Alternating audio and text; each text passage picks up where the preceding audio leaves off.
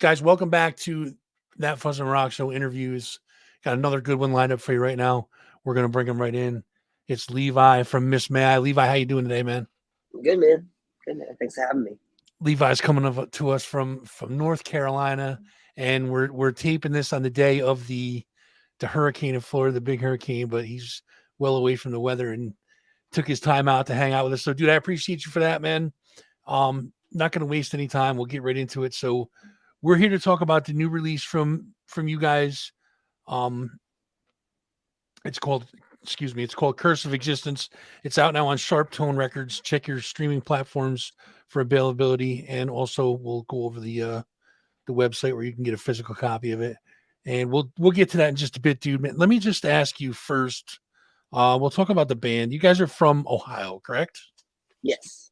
All right. So how did you guys first get together? Like, when did you guys? Yeah, we're like a high school band. This is my first band. We got signed back in the MySpace days, so it was before viral. I would say was a term.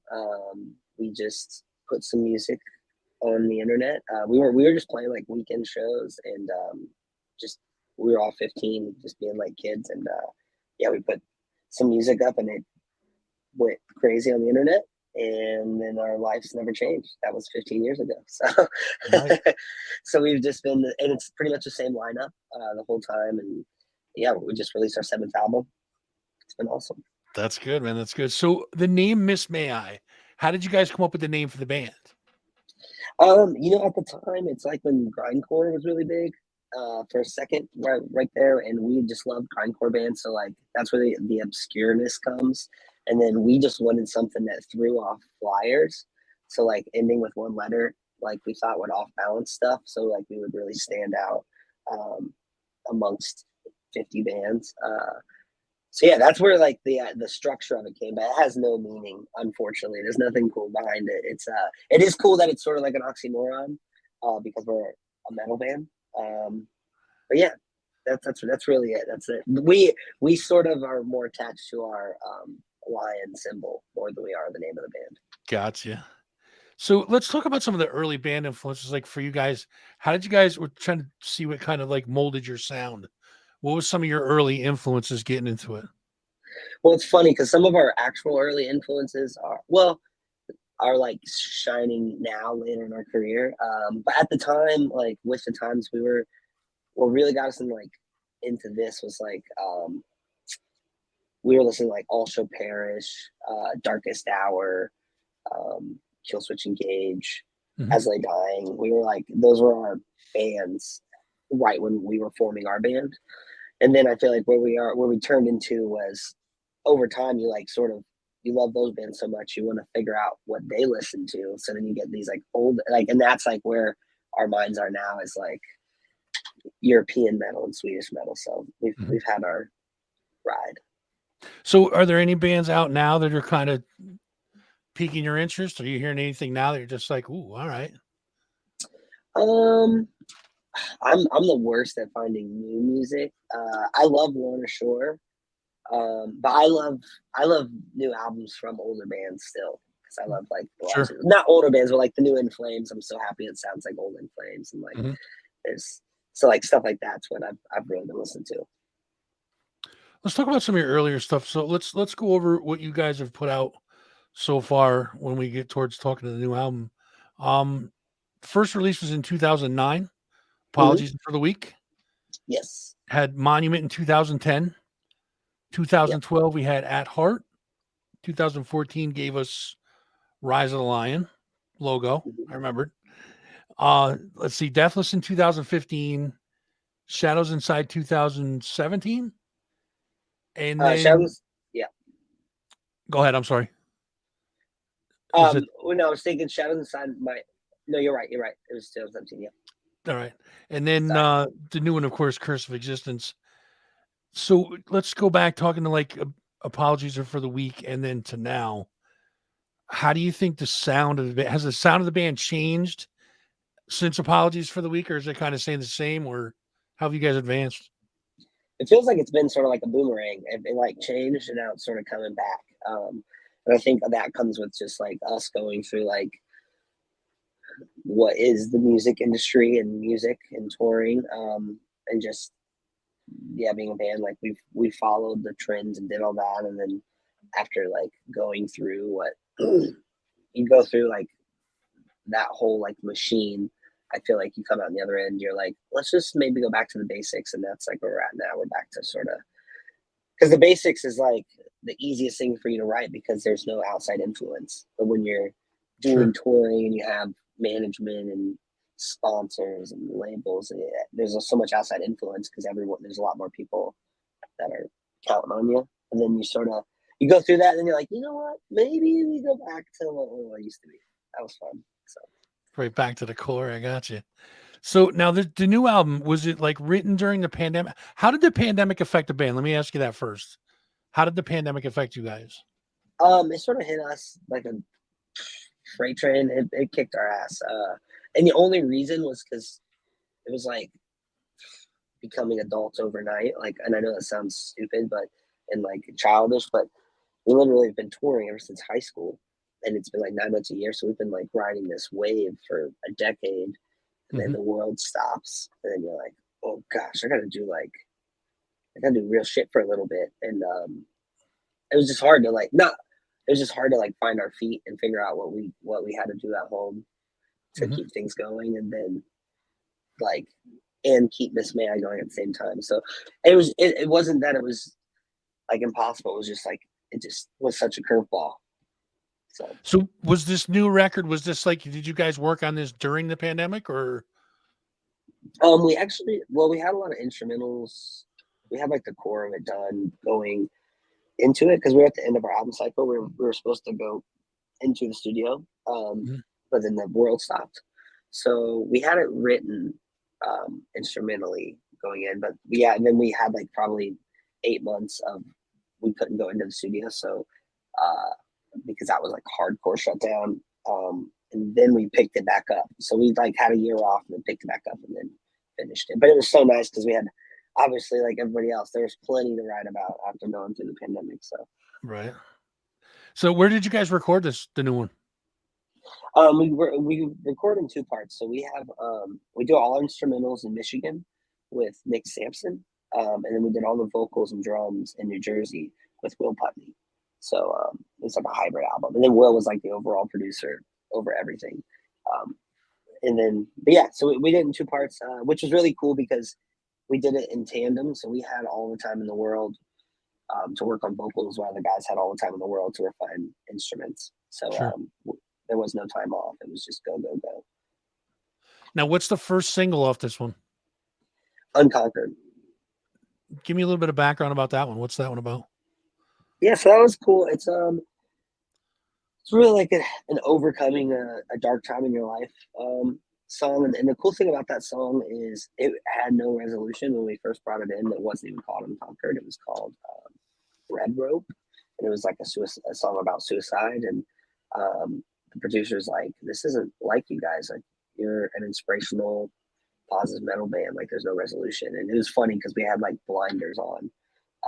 I don't think we knew how bummed we were until he told us that. So then it made us like change our perspective, go back and rewrite the album, and not rewrite it in whole, but like just approach it at a different perspective. And Mhm. it really, yeah. Um, Unconquered was the first song we did that with, so it's like it's such a cool summary for what to set the tone for the rest of the album. That's why it was the first single. Now, do you have, I know this is kind of like asking you to name your favorite kid, but do you have like a favorite track on the album or Oh yeah, yeah. Into Oblivion is my favorite. Well, I have a lot of favorites, but Into Oblivion is like one of my all-time favorite Miss Mass songs. was that one? Like, give me a little bit about that one. That one's cool because it's very personal to me. It's just the whole song is about like just people that aren't satisfied and want more, but it's like it's a blessing and a curse because you can be driven, but then you don't stop. So Into Oblivion's just like you're gonna go, you're gonna burn yourself out or explode, so you're gonna go into oblivion. So, but it's cool because it's yeah, and I feel like you can get that energy listening to it. You're like, it feels like a shot of espresso. Right. It's There you go. nice. So let's talk about the band's songwriting process. Like, how does the songs go from riff or idea to finished product? Like, how do you guys write your songs? Yeah, so we're old school. We're just five guys in a room sitting in a circle, um, and we'll write them from scratch majority of the time. And I think newer songs sometimes are they start with our guitars, but they'll have like a Dropbox or like a riff bank. And then I don't have a book of lyrics or anything. I write lyrics based on like vibes and what I feel from the Mhm. music. Um, I have like topics in my mind that I always want to write about, but yeah, there's nothing pre-album that's written down. And then I just listen to the instrumentals until it strikes a heartstring and then go from there. So yeah, it's a lot. It's really organic, but it starts with our guitar players. They just take a riff. We've all, I guess, chimed in with some riffs. The people that don't play guitar, we send in very horrible voice memos of us humming what we think the riff would sound like. You're like, like, oh yeah, okay, that's Yeah, cool. that's great. Yeah, right. So the rest of the band is BJ Stead is on lead guitar. Justin, and I'm not even going to try to pronounce his last Often, name. it's often camp. Thank you. I Yeah, appreciate that, man. That's on the other guitar. Brian, is it Neff or Neef? Neff, right? yeah, yeah. On bass and vocals, and of course Jared Boyd bringing up the back of the stage. Certainly, last but not least, on the drums. And so you guys have had some pretty heavy hitter names that you guys have toured with, and allow me to flex for you. Five Finger Death Punch. I, I mean, Pierce DeVale, Asking Alexandra, August Burns Red. Like you guys, Guar. Um, that's just to name a few. Do you guys have any cool like tour stories? Anything stand out in your mind? Like if I asked you, like, what was one of your favorite tour memories of all time, good or bad? Could you like pull it right out of your head and say, "Yep, it's this"? Oh man, I don't know if I can pull one. There's a lot of cool ones, like flex ones though. Like when you're just like band stuff. There's like oh man, I don't know. There's so many good ones. It's hard now. Yeah, there's crazy stuff. There's like stuff from just because you're talking about crazy people we've played with. We did Soundwave, the Soundwave tour, which was 7 days, and Metallica headlined every day, and we'd drive in like transit and just like heading to shows, and you're like looking out the window, and it's just like James Hetfield like pointing and throwing like the band horns, like "What's up, guys?" And you're just like, "What the hell is happening Nice. right now?" Wow. And then you're sitting on the bus, and then like just this is all like the same day. Like there's so much crazy shit that happens. Like we're on the bus going to the plane, and like Chris Jericho sitting in front of us, and he like turns to us like, "Hey, what's up? I'm Chris," and we're like, "No shit, like what's up?" We're I'm just saying like, "Of course you're Chris Jericho," Right. and it's just weird because like it can, especially like when you get that back, like when you get that access and you're like a part of that group really quickly, you're still like in fandom. I hope I never lose that. I'm always like a super fan. I'm always like Yeah. geeking out. Like our first big award show, I remember calling my mom because they have like your name on the seats, and it's like it was in Vegas, and they flew Ryan and I out to go do this award and receive an award, and Mhm. it was like Ryan Neff, Levi Benton, Sammy Hagar, Zach Wild, and I'm like, it's all these people, and I'm like, what is happening? Wow, I man. sent the picture to my mom. I'm like, wow, they think we're cool. This is crazy. That's awesome. So there's crazy stories like that. But I couldn't pick a specific tour one. Those are just I'm just thinking of crazy ones. So now you guys are currently on tour with Currents, Kingdom of Giants, and Landmarks. Is that correct? Yes, sir. And so you're in North Carolina tonight. You're out on the road till like October 2nd. What's next for you guys? What's your next what's in your bag of tricks? What's next for you guys after this? Um, oh, we go to Europe in 3 weeks after this tour in November. So we're going to Europe with Barry tomorrow and August Burns Red. It's our first time back since the pandemic. So. And this tour has been moved for like 2.5 years, so it's been getting rescheduled and rescheduled. So we're finally doing it. Now, do you guys touring the US and touring in Europe? Do you notice a sizable, and I ask this question a lot because I mean it's just basically for my own curiosity, but I hear different things. Do you notice a difference between the U.S. crowds and the European crowds? Yeah, I think anywhere honestly outside of the U.S., it's the energy is so like different because I think there's the factor of like us being exotic. Like if you can imagine a band coming from another country, like you don't know when they're gonna be back. So there's that added energy of like I gotta go a little crazy because like they can never come back. Like this is wild. So there's that exotic sense, and I try to think in hindsight because there's some bands I've seen that I've like went the extra mile for because I'm like they're in from South Africa. Like when will they ever be back? Like this never happens. So Yeah, I was just I just and this is I guess this is my time for me to flex, but I was just talking to Richie Faulkner from Judas Priest, and his answer was that the like in Japan they're more attentive, and in this country they're more wild, and so he kind of broke it down a little bit more. But I think like what you said, the exotic thing is a great way to put it. That you know it's something super different, and you're never know when you're going to get it again. So of course you go a little bit crazier. That's actually a really good answer, one of the better ones that I had. So I appreciate that. yeah. Um, so here's an odd question. Then we'll wrap it up. I don't want to take too much of your time, but do you or any of your band, and this is where you can throw them under the bus because they're not here. So you guys should have been here. You instead of sleeping right now, you could have been defending yourselves, but Levi's got you now. So do you or any of the band have like any pre-show rituals that you have to do before you go on stage? Oh man. Yeah. We have pre-sale one. Like my newer one, I have to run. So like usually right after doors, I run. So I run at least 2 miles before we play.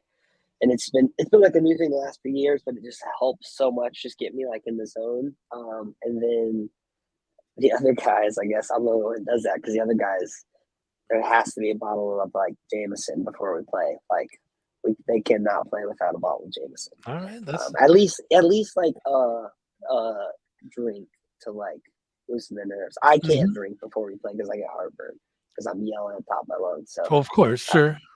yeah, so They'll there. call that. Have to start calling Jameson band fuel from now on. I think that's probably the We actually more just had you we know. talked It's about that in this tour. It's the most seen bottle backstage. Like when you show up the next day and like a green room's not all the way cleaned up, like there is guaranteed a bottle of Jameson in that green room. it's Every band fuel, band, man. yeah, I think you and I should go into business together and talk to Jameson about maybe having that as their yeah, little shooter bottles just for yeah, stage. exactly, The little cap can screw on, you can't spill it. portable band fuel. Yeah, dude, we got to do something about that. We'll talk about that though. So, do you have anything else to tell the folks before we wrap it up? I'm gonna give all your links and stuff out. So, No, yeah, just check out the new album, Curse of Existence. I think it's really there's something special happening with this album. And I can just say that from at least for us, 7 albums, it feels like this one something crazy is happening. So please check it out. It's really different for us. And yeah, we have a week left of this tour.